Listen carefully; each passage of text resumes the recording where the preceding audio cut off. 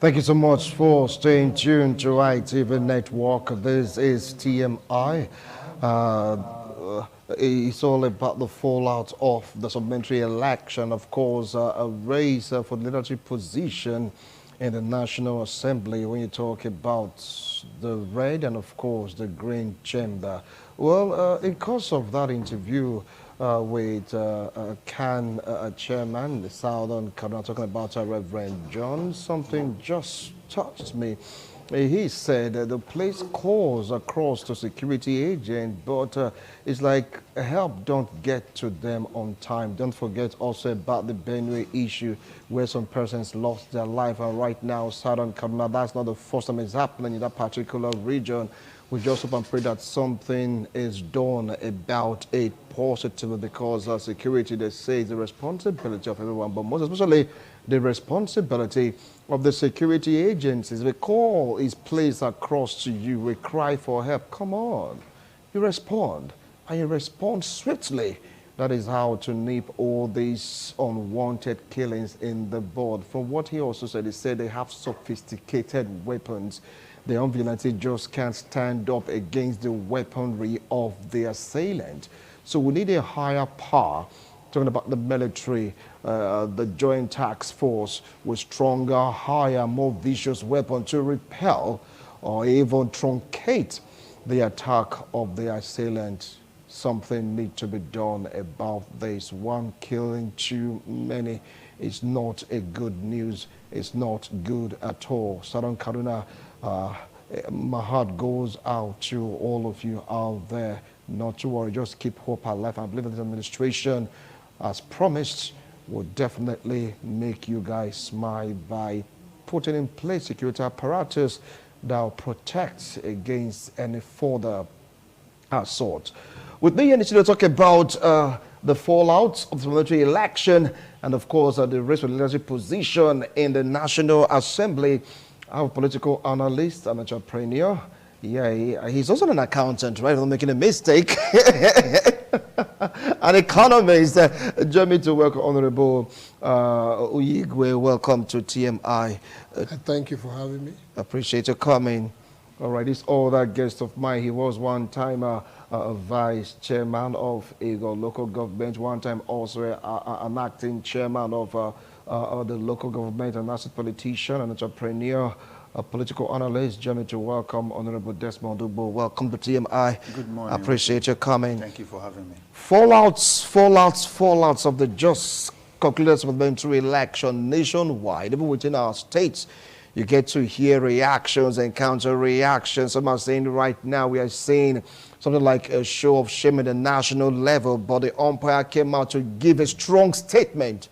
That result being announced by the rec that was employed by the umpire, that is null and void. You go to other aspects also of supplementary election, you get to hear about intimidation, vote buying, ballot box snatching. Many persons dissatisfied with the outcome of the results, but the results have been announced. Anyway, let me start off with you, Honorable Uyigwe. Now, what do you feel about this? Well, we all have just witnessed another round of elections. And some say, depending on those you support or what your support base is, some say it was a very credible election. Many others disagree that it was a show of shame. And there has never been anything as disastrous as that, as per elections in Nigeria. So, where do we stand? What we fear, it's the future. The process that brings in any crop of leaders will also determine what will begin to happen. Because if leaders are elected creditably, one can begin to rely on the kind of decisions they will make on behalf of the people. And one can begin to expect credibility and transparency. But when otherwise is the case, then the people have a good reason to fear that those who are elected, and we must all agree that not everybody who has been elected into these offices now were representatives-elect, came through a credible process. There are those that actually engaged in all kinds of malpractices, like you just mentioned, voters' inducement, ballot box snatching, ballot box grabbing, falsification of result sheets, and all of that. So, if at the end of the day, these are the people that are going to represent us, we cannot begin to expect that they will also turn around to give us a better system. Because our fear is that they will perpetuate the system that brought them in, or the process that brought them in. And that will be disastrous for us as a people and as a nation. We must begin to look at processes by which we can checkmate irregularities and malpractices and see how we can entrench this in our system so that we can begin to enjoy credible processes, credible elections, because it's the only way that can guarantee us stability and development.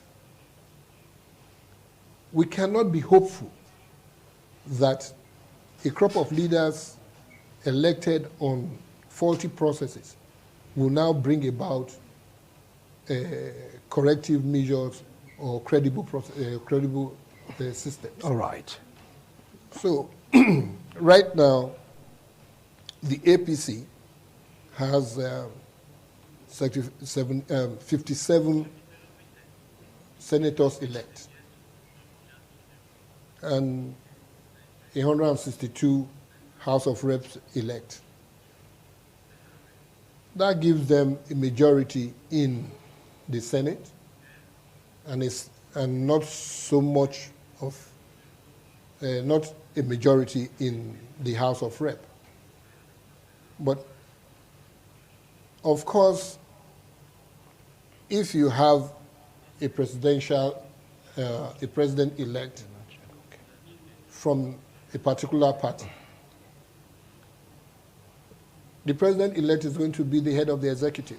All right. And as the head of the executive, he will want a good relationship with the House, with the National Assembly. Okay. So that his policies and programs will find soft landing and will find a good compromise. Okay. But where the opposition, where the opposition heads the National Assembly, it becomes difficult. Okay. Then transparency and accountability becomes a necessity. A necessity. I will come back to you, Honorable. Well, as part of this discussion, a guest in our Abuja studio will be joining us in this discussion. He is a political analyst, public affairs commentator, Obinna Chinedu. Obinna, how are you doing this morning? Good morning. I'm good, my brother. My name is Chinedu Obi. Yeah. All right, Chinedu will be later. I will get back to you on this particular discussion. Well, Honorable Desmond, you heard the intro of Fred Oigwe, talked about the position, talked about the president that churned out the politicians that we are seeing right now in the hands of affairs. Take it up from there. Thank you, Wizzy. Talking about the supplementary elections, just like as he mentioned, it was a daylight robbery on the free will of the people. We saw desperation, we saw subjugation of people's right, we saw usurpation of people's mandate, a situation where election results were falsified, even in some units where the numbers of collected PVC were far below the numbers of results that were eventually announced.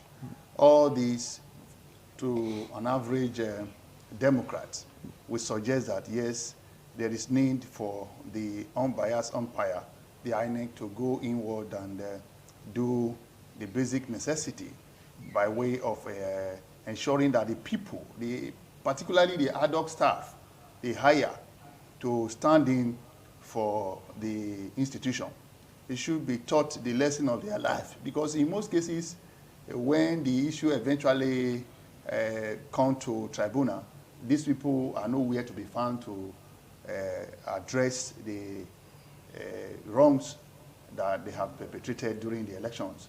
Now, talking about the supplementary election once again, it's very obvious that the desperation on the part of those who want the numbers to continue to hold sway, to continue to do that which they felt will guarantee them safe landing in their quest to perpetuate maladministration, so to speak, and those indices of anti-people policies. But to look at the quest, or rather the race for the headship of the National Assembly, it will interest you to note that the idea behind selecting or nominating or appointing or election of the headship of the various houses of National Assembly,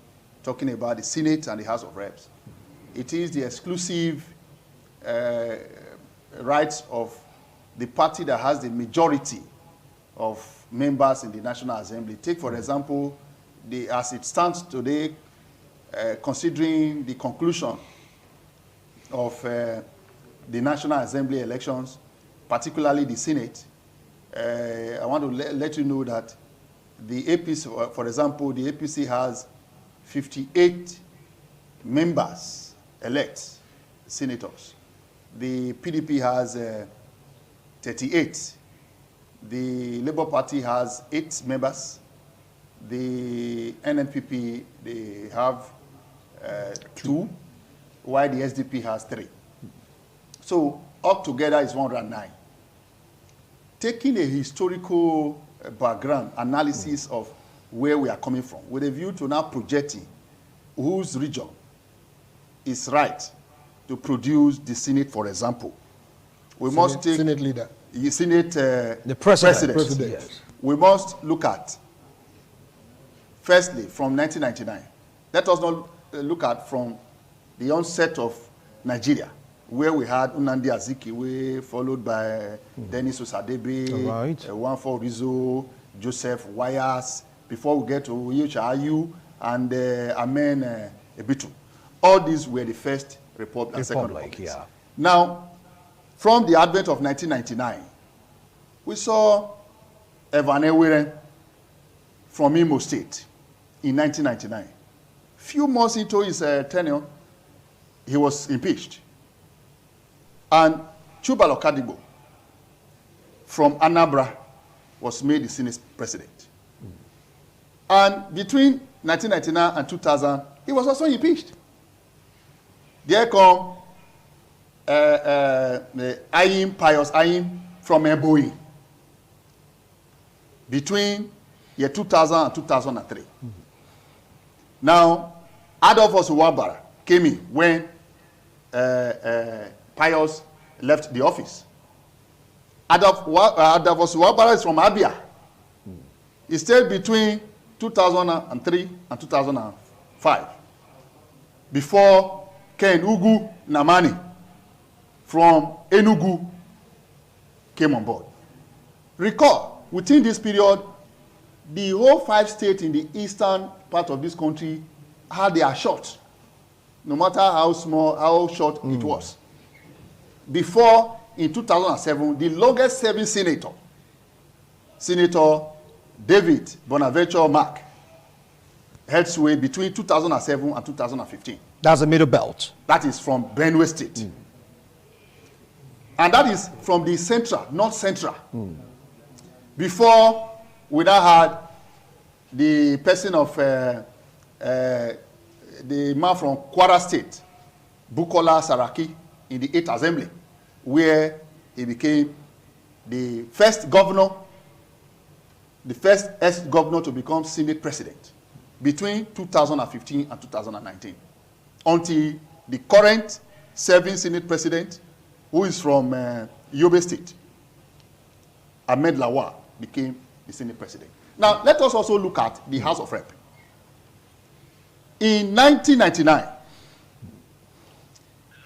we all have it in records that Salisu Buhari from Kano State emerged the Speaker House of Rep.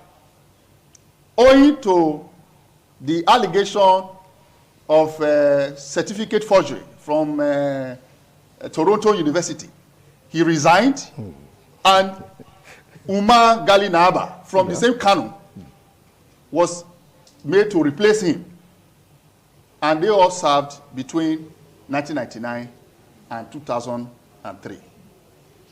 Now, the other set of House of Rep Speaker was Patricia Ete from Osun State, who also served between June and October, owing to high-handedness and all other allegations levied against her. She was removed. And Dimeji Bankole from Ogun State emerged the new speaker, who served between that 2007 and he finished his tenure. And after Dimeji Bankole, Aminu Bello Masari, who is now the current governor of Katsina State, became the speaker. And he served his tenure. Finishing his tenure, the next person was the current governor, who is also Senate-elect, Aminu Tambuwa, became the speaker. And after Aminu Bello Tambuwa, Dogara, between 2015 and 2019, became the speaker. All right. And now we have Femi Gbajabiamila from Lagos. Okay. Recall that Dogara is from Bauchi State. So now, if we are looking at the zoning, we should look at those geopolitical zones that has never produced either speaker or senate. I'll come to it on that. To situate the right person to occupy these positions, either Senate or House of Rep. All right, thank you so much, Honorable Desmond, for giving us that history of the leadership of the National Assembly, both in the red chamber and, of course, the green chamber. Well, it is all about the fallout of supplementary election, the fighting for the position, well, I say the race for the position of leadership of the House. Chinedu, I mean, what's your take on the fallout of this supplementary election? Not forget that right now the ruling party, they have majority. Take it up from there. Yeah, my brother, the fallout of this election is unfortunate because most of us went into the supplementary election thinking that the mistakes of the main election would have been corrected. But you now find that the desperation of politicians and even election managers in this case is becoming more worrisome. Taking example from what happened in Adamawa, where desperation had got to a point where someone who does not have the legal chances to, legal opportunity to declare results can arbitrarily and, if you like, with impunity, enter the process and declare someone winner of an election, even when coalition is still ongoing. For us, we thought that those initial hiccups would have been corrected with the supplementary election. But it seems like we are not learning. We thought that people would be a little bit more careful in the exercise of their own responsibilities. But that didn't happen in that supplementary election. If you go to Imo, my own state, there were so many cases of ballot snatching, all sort of not consistent with good. So I'm afraid that the progress we thought we would have made is not exactly what played out in the long run. Nigerians actually need to begin to think about how we can have a country we can call our own, where we can set out rules and certain regulations and stay by them. Before this election, there was so much confidence among Nigerians as to the transparency of this election, that technology will play a lot of role. Technology is still consistent, but it, a human put those things aside and of course mess the whole process. So I think one would have thought that this supplementary election would have provided for a better management to once again build the confidence of the people. What we saw is a situation that if nothing is done to address it, more Nigerians will be discouraged from participating in the electoral process. All right. Well, you heard him. He talked about the conduct of the election. He mentioned also the Adamawa saga, where IREC announced results, where collection is still ongoing. He also talked about people losing faith in the system if all these are not checked. But hold on, Chinedu. Now, we've gotten politicians, or let's say candidates that came out tops. Right now, they form a large chunk of the National Assembly, both the Senate and, of course, the House of Representatives. Now, out of all these gotten after the supplementary election, do you think that with the position right now of the ruling party, APC, because they have 58 yes in the House, and of course you have the PDP, you have the Labour Party, SDP, NNPP. Now, do you think there'll be a kind of a compromise in this political party for them to bring out a leader, because that seems to be what is in the front burner right now? From which region? Well, I would have actually thought, I would have loved a situation where the opposition will even have more members in both Senate and the House of Reps, so that we can have a balanced democracy. From my experience, and particularly in this outgoing Senate, National Assembly, you more or less have a National Assembly that okays whatever that the presidency brings to it and is not actually helped our government. Sometimes you need to have a balance, and that balance is gotten more where you have a lot of opposition persons in the House. I would have preferred an opposition-controlled House of Reps, even if we can't get that in Senate. But be that the case, usually in the system, and of course Nigeria in the last few years have been divided more around ethnicity, more around religion, that what ordinarily would not have bothered everyone is now at the front burner, which is the issue of balancing. I should think, of course, we've tried it multiple times in the past, where once a president emerges from a particular zone, you try to balance it on the other side. But I think that balance needs to be sustained. I listened to my colleague in the studio there, who gave us the historical background of how persons are represented us both in the Senate and the House of Reps. Beyond that balancing, I should have also have thought that Nigerians should concentrate more on thinking about competence, even though, yes, I have always argued that there's no section of this country where you can't find somebody with the capacity and competence to do any kind of job you expect of him to do. But in order to be sure that everyone feels part of the system, that we balance it in such a way that every part of the country feels they are part of what's going on. To that extent, I agree that areas that have not had shorts of the particular House of the Senate position and the speakership position should be given opportunity to produce it. All right. Well, Honorable Oyi, you heard him. He said persons or areas haven't gotten short at a particular position in the National Assembly, like what Honorable Desmond Ubo opined, that they should be given a chance to at least have a taste of the particular position, both in the red chambers and, of course, in the green chamber. What do you feel about it? I want to thank my colleague here for giving us the history of those that have held those positions. And like Chinedu Yeah. has rightly pointed out, we cannot afford to, but it's unfortunate that may be what will happen, sacrifice competence on the altar of zoning. Given the picture of the election results that has now brought out or thrown up Bola Ahmed Tinubu, who is from the southwest, as the president-elect.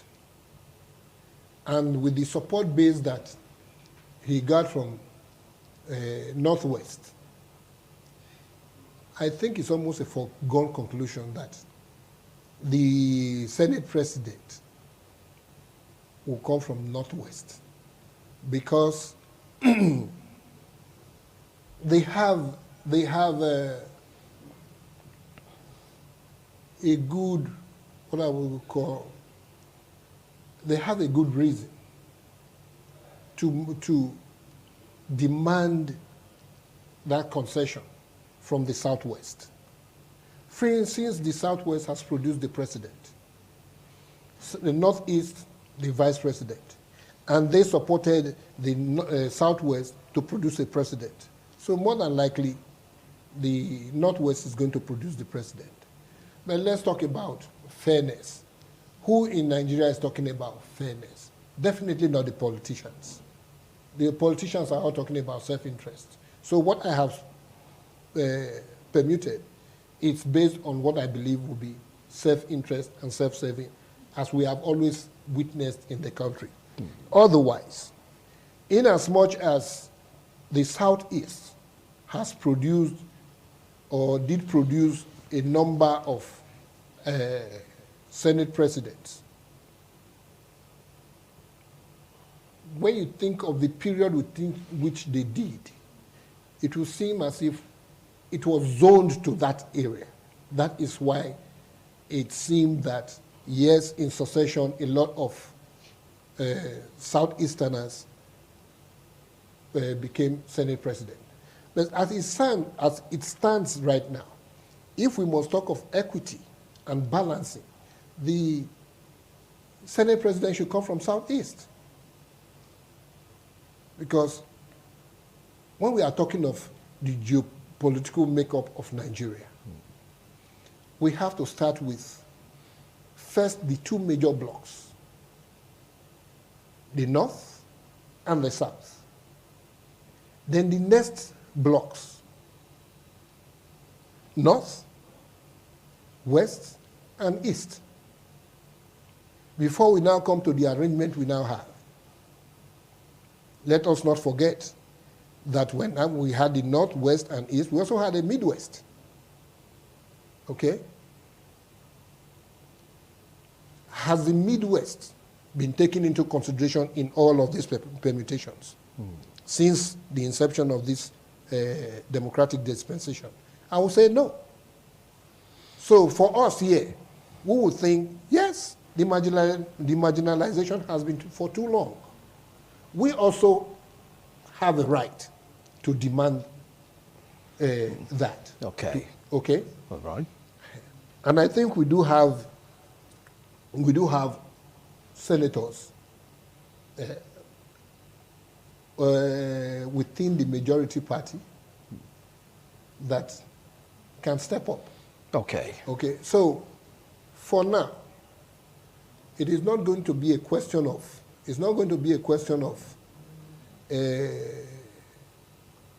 what area has produced or have not produced leaderships of National Assembly.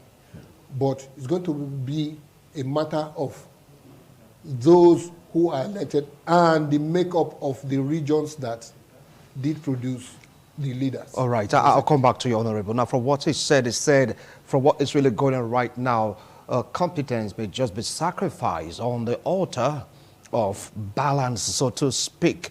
Because right now it seems that the Northwest and of course the Southeast, don't forget to mention the South-South, they are gunning for that particular position. How do you think the ruling party with majority in both the upper and lower chamber will find this balance? Over to you, Honorable. My brother, you see, from the zones, the geopolitical zones they just mentioned, the Northwest, the Southeast, and the South-South, that are jostling for this National Assembly headship. It is only the South-South that is qualified to raise competent men or women to occupy this position.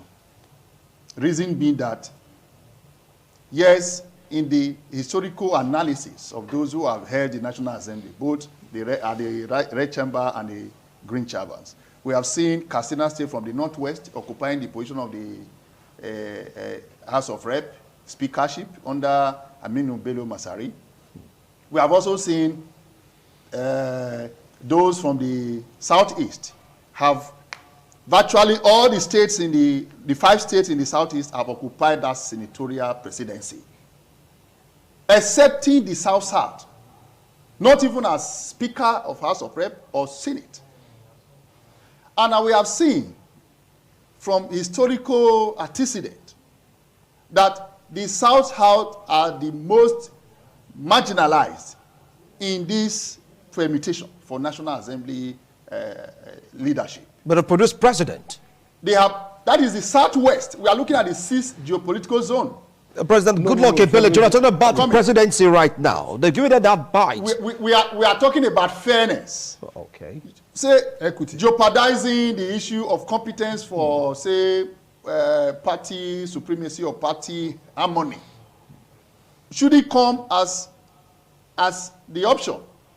We have seen in history that when the National Assembly headship, for example, the Speaker and the House of Assembly and the House of Rep, does not have members who are members of the ruling party with majority, they will have to give the president, the executive arm of government, a lot of problems.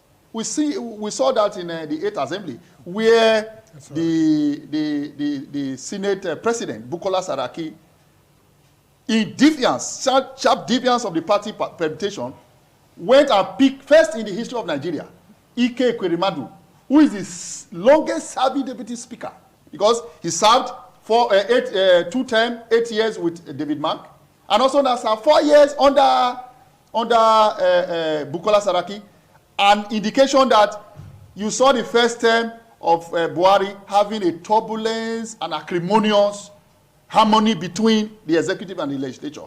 That is not to say the best sharing zoning that will happen as far as this current or the incoming government is concerned is to cede either the Speaker of the House of Rep to the South or the Senate President to the South. We have competent people.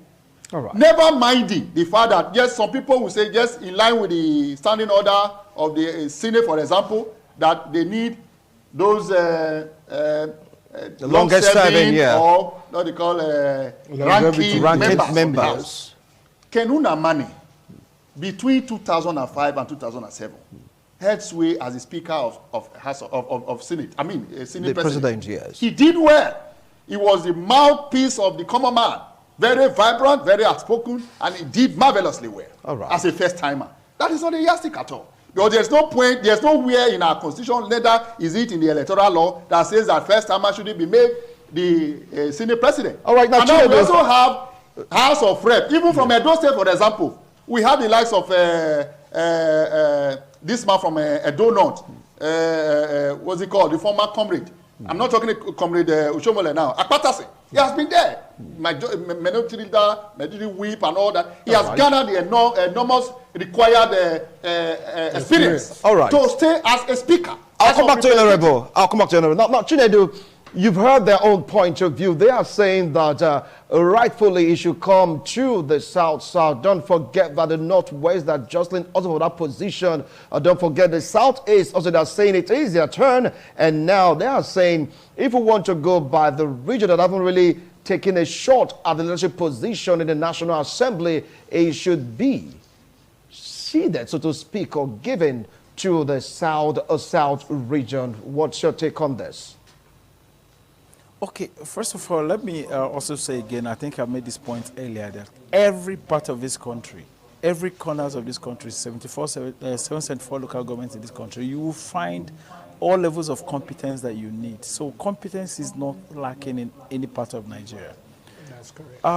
For me, I think that I am actually worried when I hear this case of zoning, that and that, that and that. I think the future should be where Nigerians rally around anyone, irrespective of where the person is coming, on the strength that the person who has all it takes is better than every other person contesting for anything, no matter where he comes from, to give us the best of it. But of course, that is not possible now because of how our country has been run in the last few years, where people now believe that their people should be in it.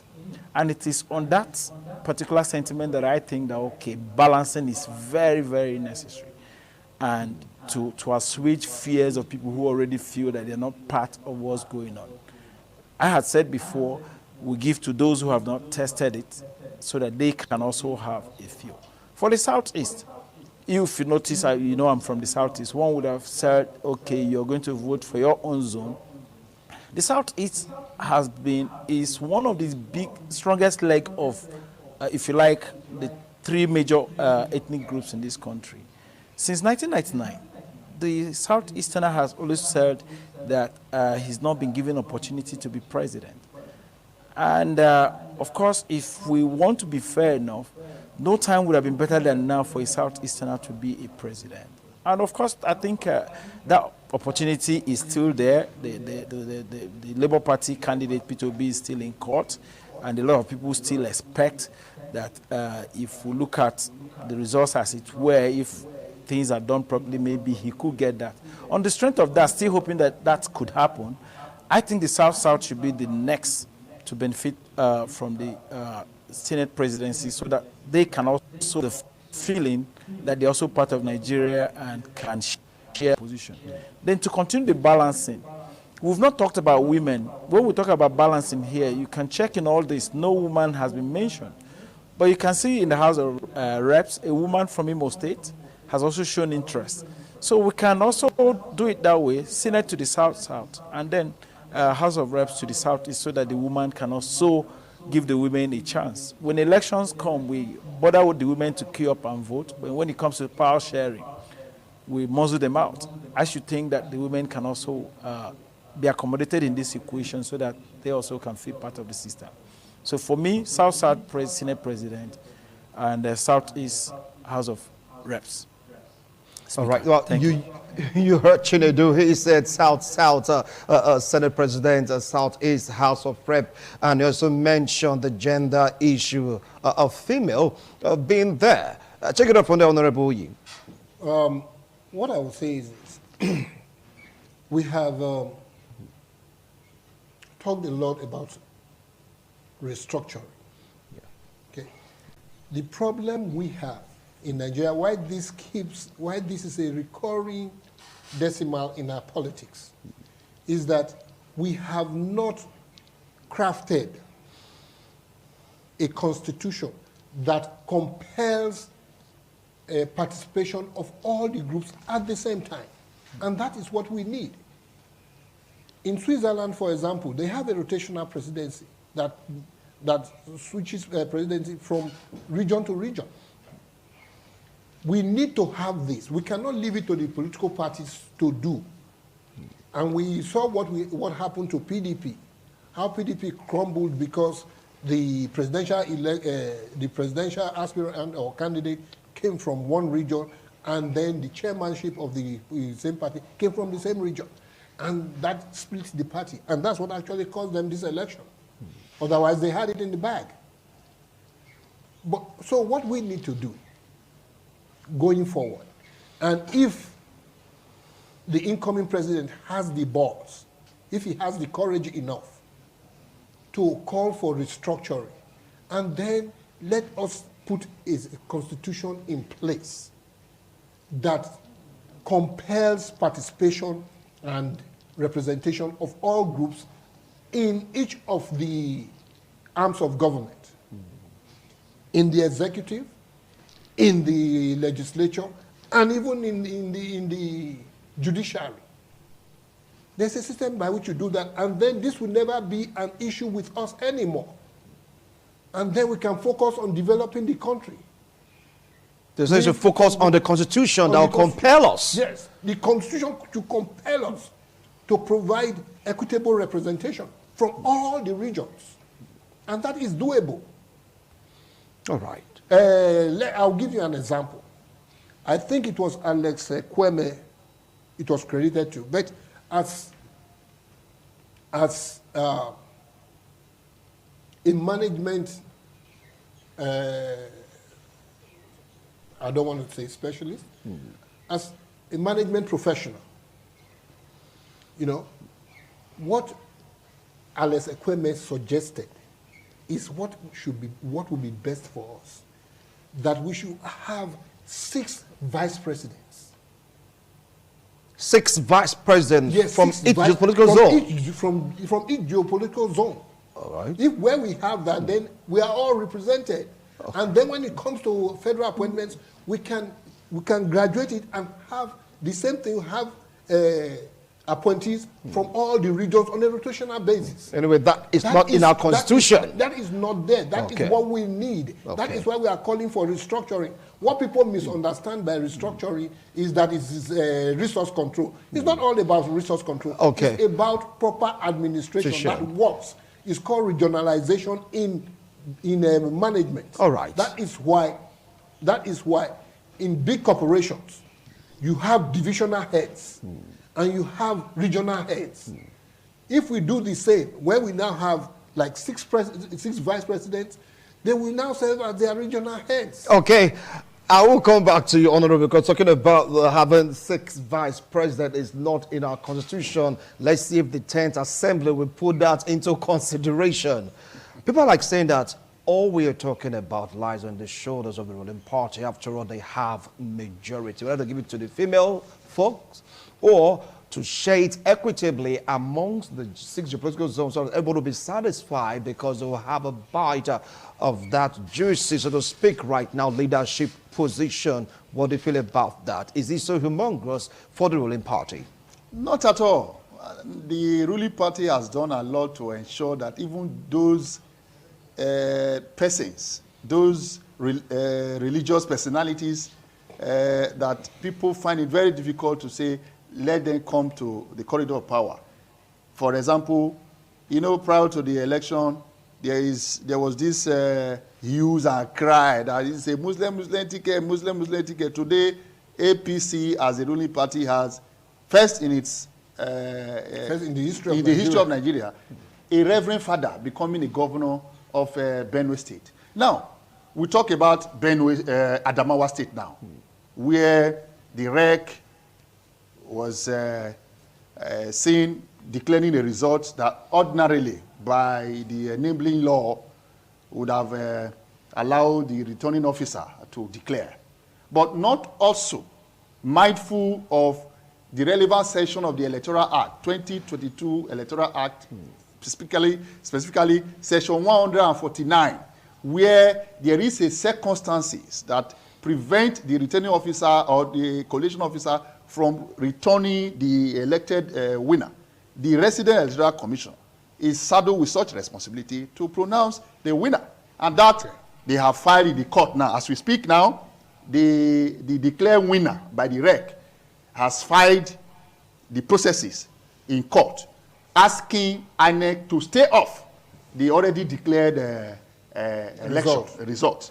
So that is by the wayside. And that is where we would have found and discovered that the ruling party has also made history by ensuring that we have the first female governor in the history of this country. Now, when we are, Chinedu, my brother, was talking about having women to have their own shot by way of encouraging gender equality. Now, we have Binani as the alleged declared winner of Adamawa governorship. All right, I say alleged. I use the word. Even with the word alleged, INEC says a huge no to it on Thursday. That's what like I said, so let's leave it at that. The reason why I use the word alleged is because, yes, a process has been filed in court pending the determination. So let's leave it at that for now. Because INEC says the governor-elect. INEC says no. Excuse me. She is the governor-elect. Take something out of this now. All right. Okay, wait. Mahmoud, Yakubu Mahmoud, announced Bola Ahmed Tinubu as president-elect. Exactly. With a lot of a lot of disagreements. Yeah. Okay? And here we are seeing what played out at the national, played out in a state. You cannot compare what played in the national with the state. These are two separate, separate occasions. There's only a minor difference. There's only a minor difference. And that minor difference is why they are in court. What we have witnessed in this country politically is that once a result has been announced, then the onus falls on the losers to go to tribunal. And so, in this case, you see, what is going to be happening in Nigeria is that they will get somebody to announce them as winners, and once that has been done, then becomes a court case. All right, Chinedu, now let's get straight down to Abuja. Am I wrong, sir? Well, you've heard both of them still trying to, come in terms with what happened in Adamawa. We're talking about gender balance. It's only one woman that have chosen to come out to say, look, I am here. I can do the job in the House of Representatives in the capacity of the Speaker. Do you think it would be fair for us to create this balance by supporting, so to speak right now, that lady from Imo State? Well, that I've situated already that if we're going to do this balance, the woman from Imo State had provided herself, and that's an opportunity that they need to grab with two hands. Now, it's not completely the same thing as in the case of Adamawa. First, I need to commend Binantu for being the first woman that had come this far. But as someone in management, I also believe that processes are more important than, if you like, the outcome. If a process is faulty, the outcome certainly should be faulty. The difference between what happened in Adamawa and what happened at the national is that, at least for the national, Mahmoud declared the result. He was the right person to declare the result. Whether he did the right thing or the wrong thing is a discussion for another day. But in the case of Adamawa, it's like anybody walking into the studio, who does not have the responsibility to do so, to declare results. So I should think if the woman has to But win, don't forget the section he mentioned. He mentioned section 149. The section right? he mentioned, yes, that section that he mentioned is not playing out here. He did not situate the circumstance that says the returning officer is not available. Processes are still ongoing. Collation is still ongoing. Nobody has been able to situate that the returning officer is not seen anywhere, warranting that the man who came to declare results should declare. Don't forget, they stopped collation, arranged for the next day at a particular time. And he came much earlier than that time to go and declare the result. So they are completely two different things. Yes, I'm a great supporter of women. If I have the opportunity to vote between a man and a woman, most of the times I think I would have loved to vote for the woman. But we're talking about processes here. If she has to win clearly and not through the back door. I think what happened in Adamawa needs to be condemned. And I think that rec should, beyond being sacked, which INEC had done, suspended, which INEC had done now, should be made to face the wrath of the law so that nobody does it again. If this country don't put effort in achieving deterrence, many wrong things will be happening every other time. And of course, when you allow them to happen multiple times, it becomes cultural.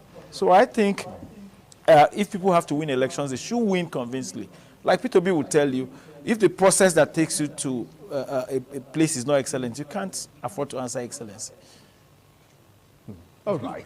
All right. Well, gentlemen, it's time for us to call it a wrap on this discussion segment. Hold on, Honorable. Yes, sir. We have 1 minute each to summarize our point. You take the first shot. Okay. How I started is how he has ended now.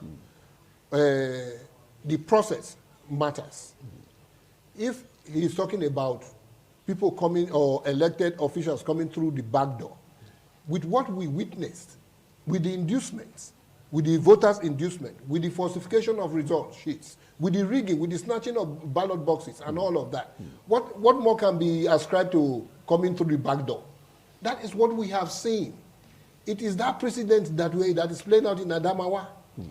And what they will be in court for, if nothing else, is whether or not the returning officer is indisposed or disposed. So, if that is the case, then the onus falls on the umpire, the resident electoral officer, to call the results. All right. So that's where we are, and it is because of the picture what we saw at the national that is going to permeate down to the state and to the local government. Thank you so much, Honorable Igwe. I really appreciate the wonderful analysis. Your opinion, Honorable Now, Desmond. the issue of the Adamawa is very clear. Section 149 make the resident electoral commissioner to declare the result in the absence of the returning officer. As we speak now, nobody has the case. Listen, as we speak now, the returning officer's name has not been made known. His face has not been shown on social media or anywhere else. That goes to show that what Honorable Uyi is saying is that perhaps the man is indisposed. Because as we speak, in the absence of returning officer, the onus now fall on the resident electoral commissioner to announce what he did. Okay. And let me also tell you that there is a precedent that in just one of the local government in Jos Plateau, where the resident electoral commissioner was found, has gone incommunicado. Then the the electoral officer now returned the result, and the result stands. So there's a precedent. There could be, the suspended rec now should go and put up his report, send it to the INEC to review it, to know whether he acted out of line or not. So right. the matter has been shifted to court. All right, so let it be because there. The INEC has been restrained from doing anything further about the declared result, making Binani the elected governor of Adamawa State. Thank you so much. Now, Chinedu, your last line on this discussion, and of course, your advice to parties that this is connected to. Very well, very simple. It is that processes are as important as the outcome, if not more important. Processes and procedure. Our country should learn how to set rules and stand by the rules. Otherwise, when you set aside your rules, you're calling for anarchy. This is democracy. This is power. Anyone who is facing election and realizes that the processes are followed, the processes were transparent, can go home when he's defeated and feel happy that he's been defeated. But once people find infraction that people have set out the rules, you're calling for anarchy. So I should think this country should learn how to keep to all the things that they set out to say they will do. It's not just putting in them in your books, but go the extra mile of making sure that whatever it is that you said you will do, you do it. That's how countries that have run properly are run. Not this impunity and rascality that we find everywhere. All right, thank you so much, Chinedu. I appreciate a wonderful analysis. Honorable, our time is up. I know you have so much to say. Yes. I know, but our time. I just want to say this.